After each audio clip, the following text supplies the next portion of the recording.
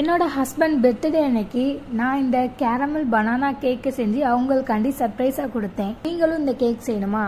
அதுக்கு ஒரு பேனில் 1 கப் சுகரை தட்டி ஸ்லோ ஃப்ளேமில் லைட்டாக இந்த மாதிரி வறுத்துக்கிட்டே இருங்க. அது நல்ல ஒரு ப்ரௌன் கலரில் இந்த மாதிரி கேரமல் ஆகி வரும். இதை இந்த மாதிரி ஒரு கண்ணாடி பாக்ஸில் ட்ரான்ஸ்ஃபர் பண்ணி அதை நல்லா செட் பண்ணி வச்சுக்கோங்க. அதுக்கப்புறம் 2 பனானாவை எடுத்துக்கோங்க.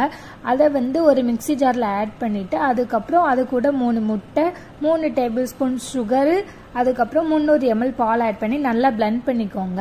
அதுக்கப்புறம் நம்ம கேரமல் செட் பண்ணி வச்சுருந்த பவுல்லையே நம்ம பிளெண்ட் பண்ண பனானா மிக்ஸை சேர்த்துட்டு இந்த மாதிரி நுரையாக வரும். இதை மட்டும் தனியாக எடுத்து வச்சுக்கோங்க. அதுக்கப்புறம் ஒரு அலுமினியம் ஃபாயிலில் இந்த மாதிரி நல்லா மூடி வச்சுக்கோங்க. ஒரு பெரிய பாத்திரத்தில் கொதிக்கிற தண்ணியை வச்சு அதுக்கு நடுவில் ஒரு சின்ன பாத்திரத்தை வச்சு இந்த மாதிரி அதையும் நடுவில் வச்சு மூடிக்கோங்க. 45 மினிட்ஸ்க்கு லோ ஃப்ளேமில் வச்சு எடுத்துட்டு இந்த மாதிரி குத்தி பார்த்தீங்கன்னா ஒட்டாமல் வரணும்.